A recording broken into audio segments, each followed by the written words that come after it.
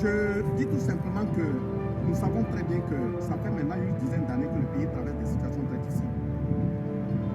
Nous sommes attaqués par des gens qu'on appelle des terroristes. Et ces terroristes souvent ont des complicités dans les différents villages, dans les différentes familles.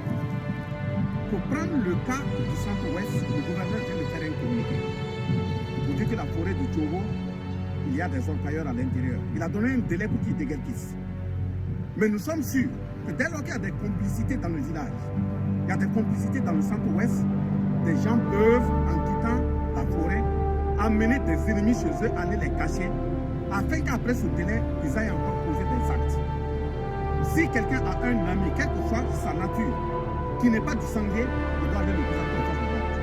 Il doit aller le présenter au chef de village. Il doit aller le représenter au CVD.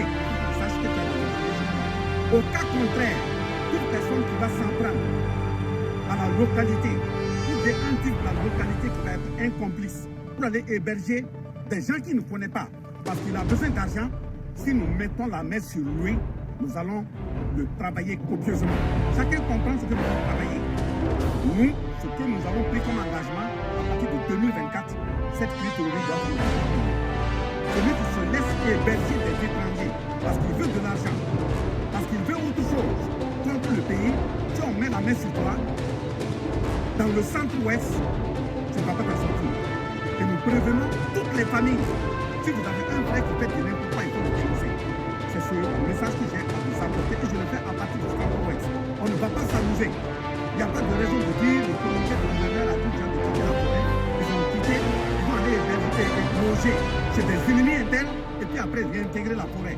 Si on attrape quelqu'un qui a hébergé un étranger qui ne s'est pas signalé, ni au CVD, ni au chef du village, ni aux forces de l'ordre, si on te prend en tant que ressortissant du Sangué, tu ne vas pas t'en sortir.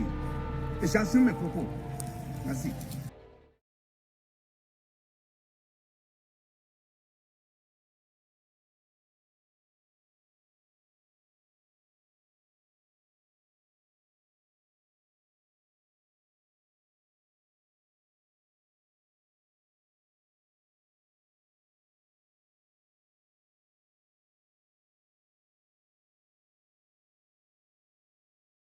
Je dis tout simplement que nous savons très bien que ça fait maintenant une dizaine d'années que le pays traverse des situations très difficiles. Nous sommes attaqués par des gens qu'on appelle des terroristes. Et ces terroristes souvent ont des complicités dans les différents villages, dans les différentes familles.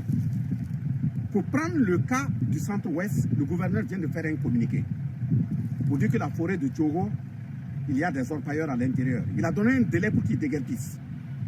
Mais nous sommes sûrs que dès lors qu'il y a des complicités dans le village, il y a des complicités dans le centre-ouest, des gens peuvent, en quittant la forêt, amener des ennemis chez eux, aller les cacher, afin qu'après ce délai, ils aillent encore poser des actes.